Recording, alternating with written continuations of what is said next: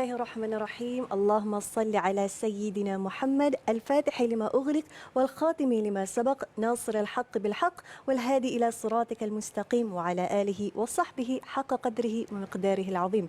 Assalamualaikum warahmatullahi wabarakatuh. Kepada semua penonton setia, Assalamualaikum subuh. Macam sebelum ni kita ada Assalamualaikum sahur, Assalamualaikum subuh, Assalamualaikum yang normal dan berita yang normal. Berita yang menarik kita nak kongsikan. Masya Allah, Masya Allah. Terima kasih kepada penonton setia. Assalamualaikum. Baru-baru ni kita dapat berita gembira. Lebih kurang tontonan 1.2 juta tak silap saya dalam Assalamualaikum sahur. Masya Allah. Terima kasih atas sokongan semua. Didoakan agar kita sentiasa meraihkan awal pagi kita ini dengan ilmu yang bermanfaat. Sebab apa? Apa yang kita lihat, apa yang kita dengar perkara yang baik, itulah akan berterusan hingga ke hujung akhir hayat kita, insya-Allah. Dan saya tak nak sembang panjang sebenarnya sebab sebenarnya saya rasa sangat berdebar hari ini sebab kita bersama dengan, masya-Allah, dua panel yang sangat-sangat hebat dan seorang panel ni memang kita sangat respect dalam bidang pengacaraan, bidang lakonan, senang cerita dalam bidang seni ni, masya-Allah, di antara rujukan yang kita rasa sangat-sangat kagum. Bersama dengan kita, panel pertama kita, Ustaz Muhammad Azli Abdullah Al-Hafiz, merupakan pengerusi Musalla Ar-Rawdah. Assalamualaikum Ustaz. Alhamdulillah sihat Sihat, alhamdulillah. Raya tahun ni ada beza tak Ustaz dengan sebelum ni? Lebih kurang je. Lebih kurang je. Orang lama. Macam itulah. Insya-Allah. Tapi apa? Sederhana tetapi gembira. Lebih kurang. Masya-Allah, masya-Allah. Alhamdulillah, terima kasih Ustaz bersama dengan kita jauh daripada Kuantan drive ke sini, masya-Allah. Hebat. Kan? Dan seterusnya bersama dengan kita ni yang saya berdebar ni, bersama dengan kita adalah selebriti kita Norish Karman ataupun dikenali sebagai NK. Masya-Allah. Assalamualaikum. Waalaikumsalam warahmatullahi. Terima kasih kerana sudi menjemput saya. Seronok bersama pagi-pagi. Begini selalu saya ada di rumah dengan anak-anak, solat bersama, berjemaah, beryasin. Tapi pagi ni Allah dah takdir untuk kita tiga bersama ya. Alhamdulillah. Studio TV Hijrah Ya, TV Hijrah. Alhamdulillah. Insya-Allah. Terima kasih sudah juga sudi kongsi ruang. Sebenarnya sebelum kita live, NK ada kongsi pengalaman mengecara sebelum ni, teknik pernafasan, masya-Allah.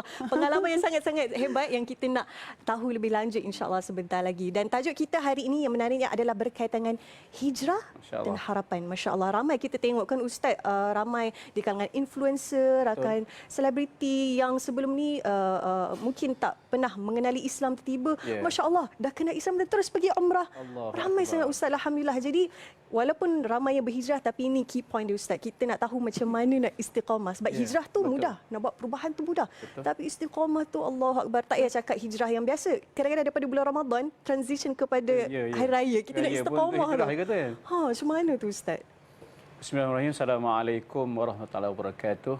Alhamdulillah wassalatu wassalamu ala Rasulillah wa ala alihi wa sahbihi wa man tabi'ahu wa nasarahu wa man walah. Terima kasih Hazwani. Terima kasih juga Norish yang menemani kita pada pagi ini. Alhamdulillah. Syukur sangat sebab dapat berbicara di awal pagi benda-benda yang baik, perkara-perkara yang baik.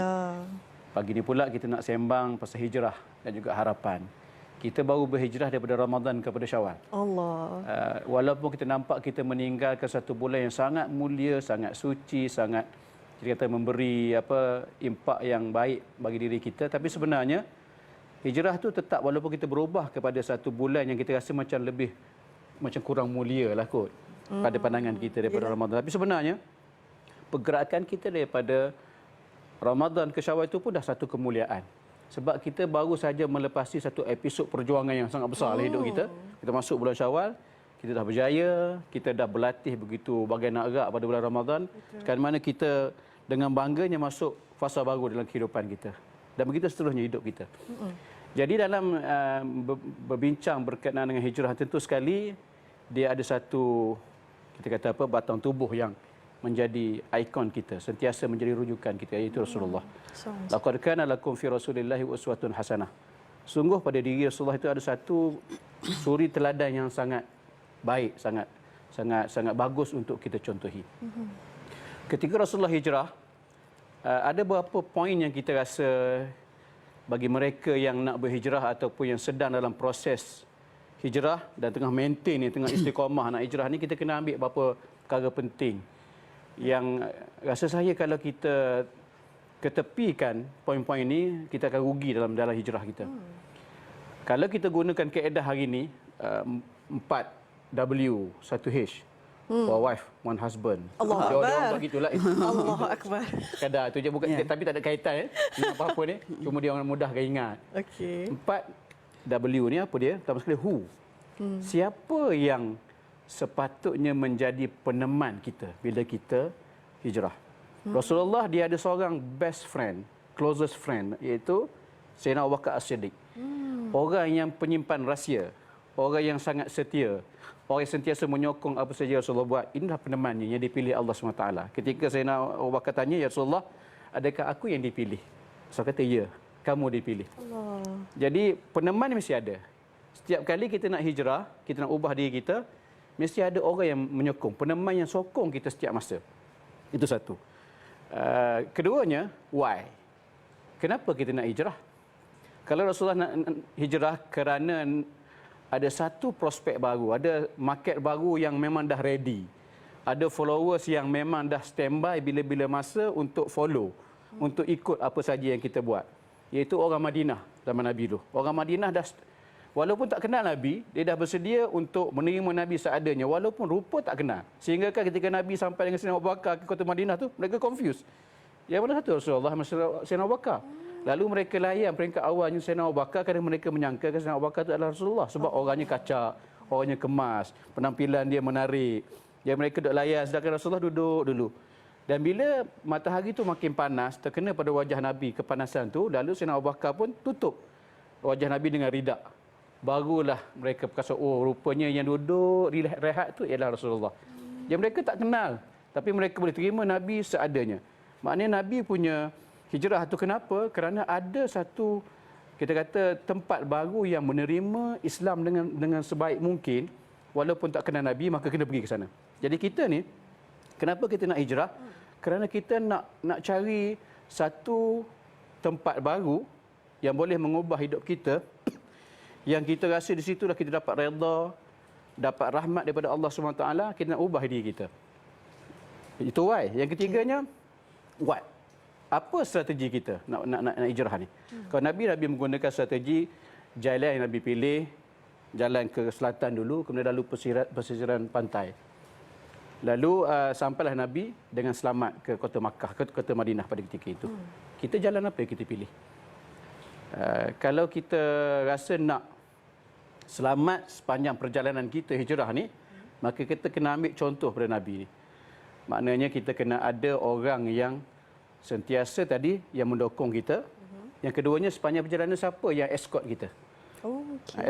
Escort Nabi siapa? Sayyidina Abu Bakar. Dan ada beberapa orang lagi escort, tunjuk jalan ke kiri, ke kanan dan sebagainya. Jadi kena ada sentiasa orang yang begitu, dan jalan apa yang kita nak pilih supaya kita, minta maaf batuk supaya kita maintain hijrah. Contohnya kita berada di dalam medan ilmu, dengar ceramah, hadir kuliah, dengar apa saja yang baik. Kemudian apa satu lagi, where tadi kan, where yang kita tak sebut. Where itu di mana? Di mana kita nak tuju sekarang ni? Kita nak tuju syurga Allah. Jadi bila kita nak tuju syurga Allah, Nabi pernah melorek satu garisan lurus pada pasir. Nabi gunakan kayu. Nabi lorekkan. Nabi kata apa? Inilah jalanku yang lurus. Sambil baca Al-Quran. An hadza sirati mustaqiman fattabi'u. Ikut jalan ni. Jalan ke syurga tu lurus saja. Jangan ikut jalan yang sebelah ni. Nabi buat macam tulang ikan. Okay. Jangan ikut yang tepi ni. Jadi kita ni, ke mana kita nak tuju ialah ke syurga Allah. Jadi melalui jalan yang Nabi dah tunjuk dah. Jalan Al-Quran, jalan Al-Hadis. Jalan yang telah digariskan oleh agama kita. Okey, ikut jalan tu, insya-Allah kita selamat. Yang satu lagi tu, kejap lagi ikut. Yang H tu kan. Insya-Allah. Yang one husband tu yang sebab Ustaz saya nak dengar Nori nak cakap apa. Betul Ustaz. Tak sabar dengar. Saya tak lebih-lebih. Samalah rasanya para penonton kita pun tak sabar-sabar juga nak mendengar isi luahan daripada hati NK ni, insya-Allah. Sebelum tu kita nak raikan dulu penonton-penonton di Facebook kita yang bersama dengan kita, Norisa Mustafa, Hajah Kainah Kasim, Umi Madinah, masya-Allah. Kita doakan semua para penonton ni dalam keadaan sihat walafiat, insya-Allah. Jadi macam Ustaz cakap tadi kan, di mana Nabi menceritakan jalan untuk nak ke syurga ni adalah lurus.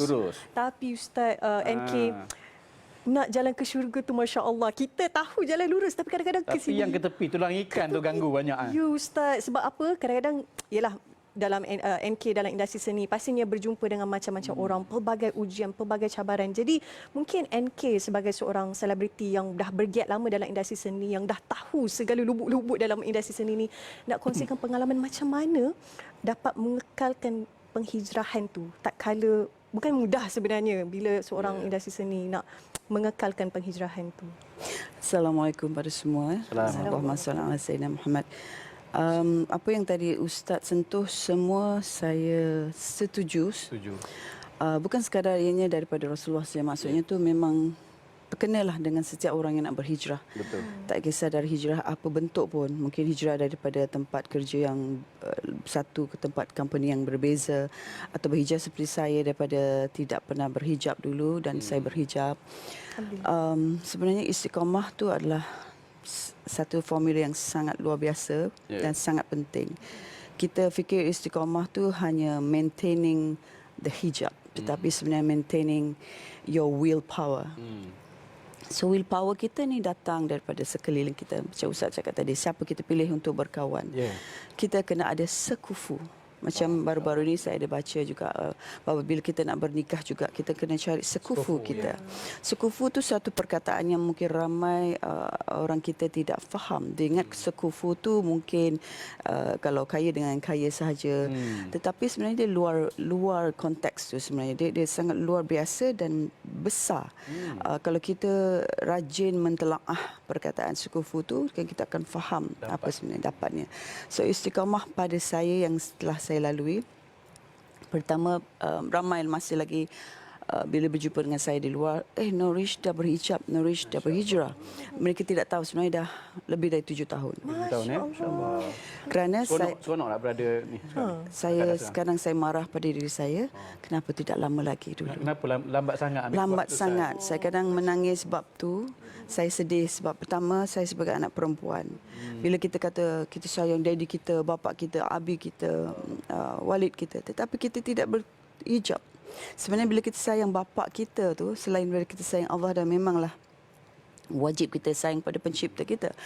Kita sebagai anak perempuan sebenarnya mesti dididik bahawa kita menjaga dosa pahala mak bapak kita, terutama bapa kita. Jadi anak perempuan bila keluar rumah tidak berhijab, bayangkan betapa dosa besarnya. Ya, kita sebenarnya menarik bapa kita setiap saat ke kancah neraka. Di situ cukup untuk kita merubah diri kita. Belum lagi jumpa dengan Tuhan kita, pencipta kita.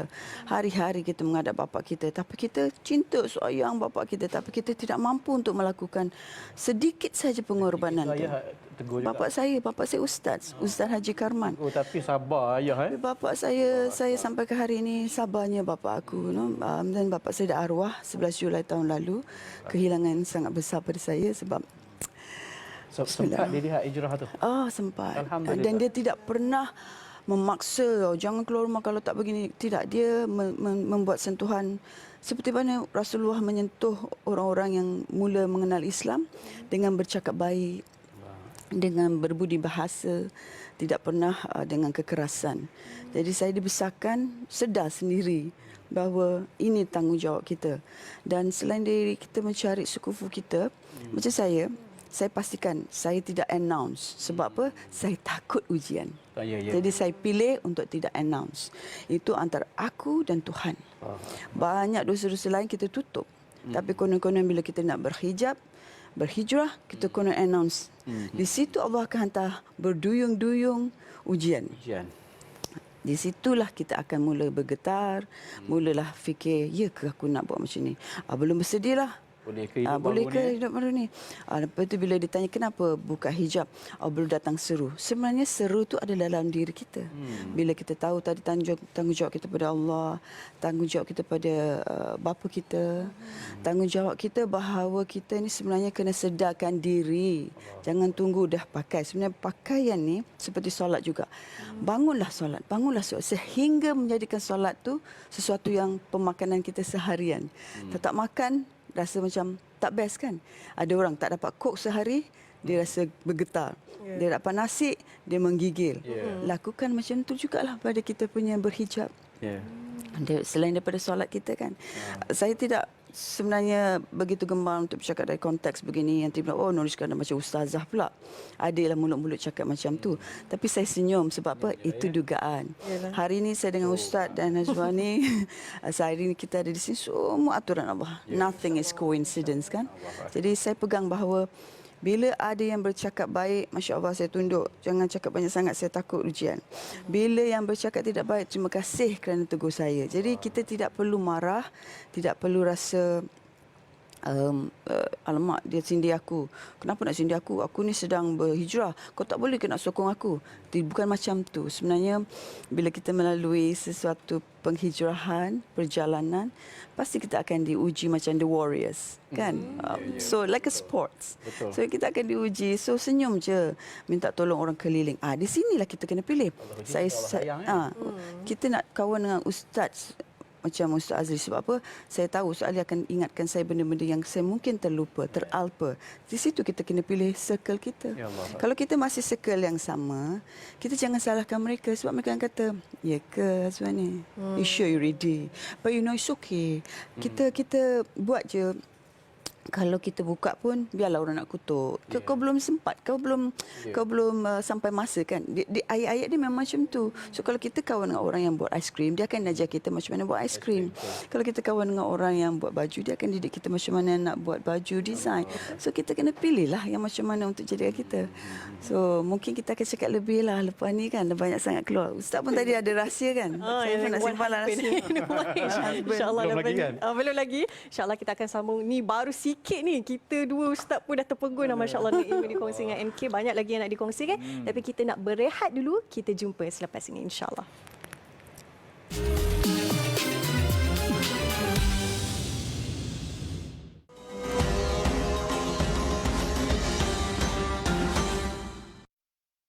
Alhamdulillah kembali lagi kita dalam Assalamualaikum Subuh. Tadi yang buatkan saya tertarik di komen penonton di Facebook kita. Yang komennya adalah Azura Hashim. Dia kata Alhamdulillah didoakan NK dan kita semua terus istiqamah dalam kebaikan. Masya Allah. Ramai yang terinspirasi sebenarnya dengan kisah NK. Dan Ustaz sendiri sampai request kata kita nak lagi dengar cerita daripada NK ni kan. Jadi berdasarkan pengalaman NK yang Masya Allah lalui pelbagai sangat. Mungkin boleh berikan pesanan kepada kami bagaimana untuk kita istiqamah dan terus berhijrah. Sebab mungkin ada di antara kita yang mungkin first time tengok TV Al-Hijrah kan dan rasa nak berhijrah. Mungkin kita kongsikan. Sebenarnya saya lalu dugaan yang sangat luar biasa sehingga saya hilang kerjaya saya. Sebenarnya ramai yang bertanya-tanya. Mungkin ini peluang untuk saya berkabarkan bahawa ramai yang bertanya kenapa yang kita tak keluar TV lagi, kenapa yang kita tidak berlakon lagi dan dah lama tak tengok NK bergelumang di kaca TV. Kerana penghijrahan ini telah menduga kerjaya saya juga. Banyak skrip-skrip dan naskah-naskah yang saya terima dengan permintaan untuk saya free hair. Kerana pada mereka, okey, mungkin ramai cakap, ya, alah ramai je yang sekarang pakai tudung, jadi mak-mak dah cukup kuota tu.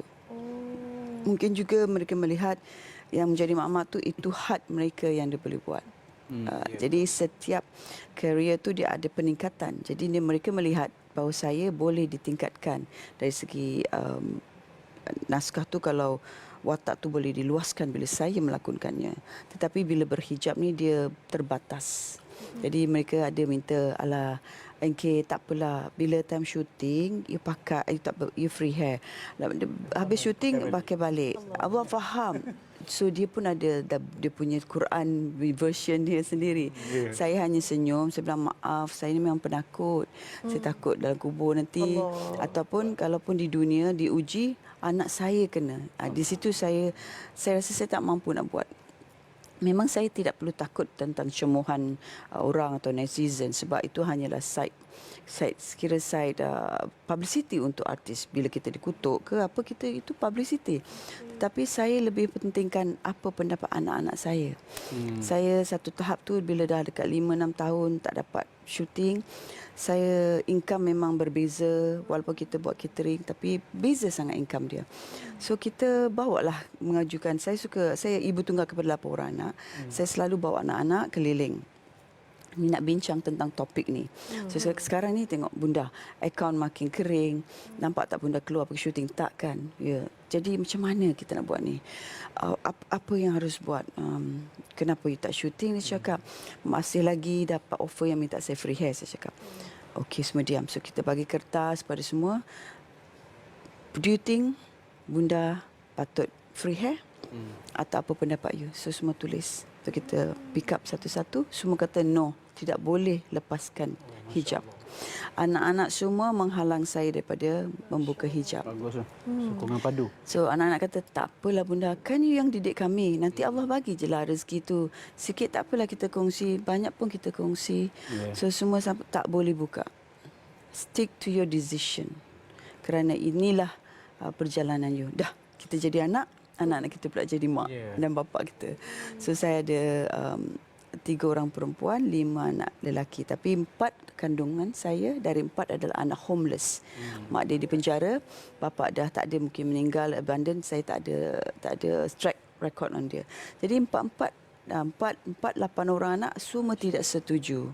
Tak boleh. Yang ni tak boleh. Semua. Jadi akhirnya saya bilang, macam mana? Kering ni.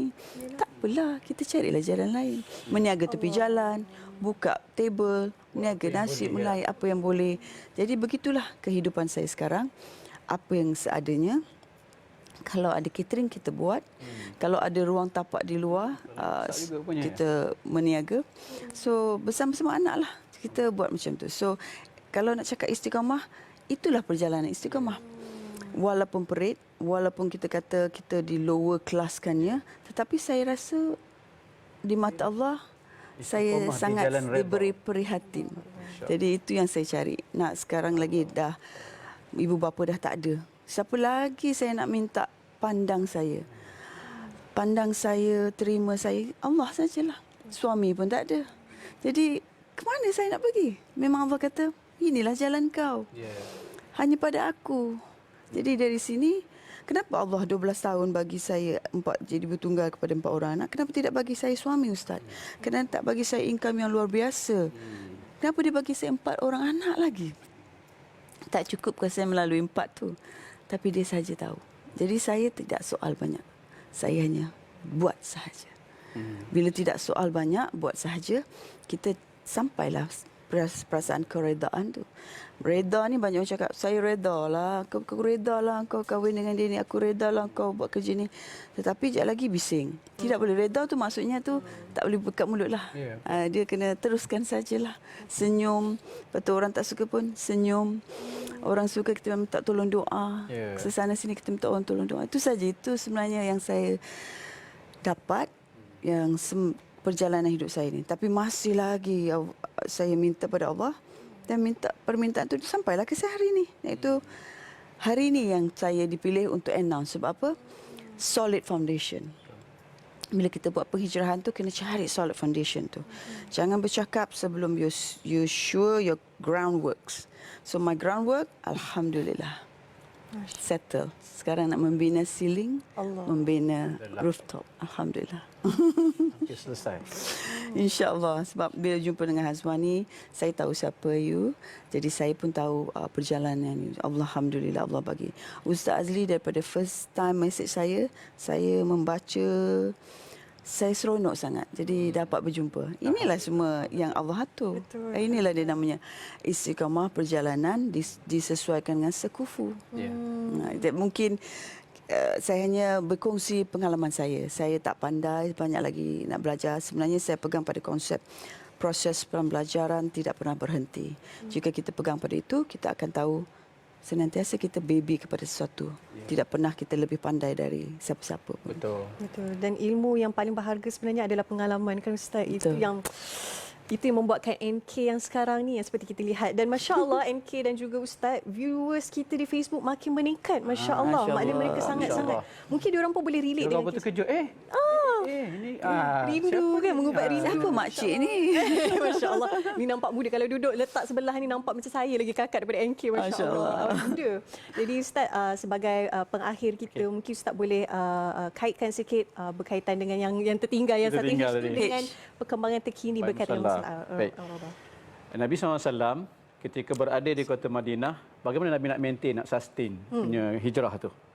Dia ada banyak strategi yang Nabi rancang, Nabi bina masjid, Nabi lantik siapa yang tugas sekian-sekian tugas dan sebagainya. Jadi kita macam tu jugalah dalam hijrah, saya sendiri dan kita semua kena sentiasa merancang apa yang sepatutnya kita buat untuk pastikan kita ni kekal berada pada jalan redha tadi, istiqamah pada jalan redha. Antara satu amalan yang baik ialah kita doa selalulah. Itu antara usaha jugalah doa yang Nabi, antara yang bagus ialah doa yang diajar oleh Imam Hasan Al-Basri. Dia kata apa? Baca selalu doa, Allahumma anta rabbuna farzuqna al-istiqamah. Wahai Allah, Tuhan kami, rezekikan kepada kami untuk istiqamah. Saya sebagai contoh sekarang ni sedang membina masjid. Masjid ni Nabi pertama sampai di Madinah hijrah bina masjid. Jadi saya pun bina masjid, masjid pun nak siap sikit lagi. Alhamdulillah semua sokongan padu daripada peneman-peneman tadi kan. Sokongan padu tu tak henti-henti, masjid kita bina sama-sama nak siap dah. Tinggal lagi sikit-sikit kapet, nak pasang akustik semua. Sikit lagi itu kami masih lagi memerlukan sokongan tuan-tuan perempuan semua. Terima kasih, mudah-mudahan ni masjid gambar yang terkini. Bukan terkini juga, ni dah 2-3 bulan lepas. Cantik dengan menaranya, lampu panjang. Jadi semua ini adalah hasil daripada kerja gigih kita semua sepanjang kita berada di perjalanan hijrah ni. Salah satu cita-cita saya untuk membina masjid juga. Alhamdulillah. Jadi terima kasih semua, kekalkan momentum kita menyumbang untuk pembinaan masjid, kerana membina masjid ni satu simpanan ataupun reserve kita untuk di sana. Sebab Nabi kata, saya bina kerana Allah sebuah masjid, Allah bina untuk dia sebuah mahligai alam syurga. Masya-Allah. Walaupun kecil sarang burung. Jadi mudah-mudahan kita semua mendapat kebaikan daripada apa yang kita buat, dapat manfaat daripada apa yang kita bincang. Amin ya rabbal alamin. Alhamdulillah, kami daripada mewakili Assalamualaikum pun turut rasa bahagia sebab menemani bersama-sama dengan perjuangan ini, dan pastinya kepada para penonton yang turut menyumbang, masya-Allah, mudah-mudahan Allah ganjarkan syurga tertinggi tanpa hisab, tanpa azab bersama Nabi Muhammad sallallahu alaihi wasallam. Rasanya kita kena ada buat slot baru, slot tambahan lagi dengan kita. Ada banyak lagi cerita yang kita nak tahu, tapi jangan ke mana-mana. Selepas ini kita nak berehat seketika sebab ada satu topik yang lagi menarik yang kita nak bincangkan. Tak tahu apa? Kita kembali selepas ini, insya-Allah.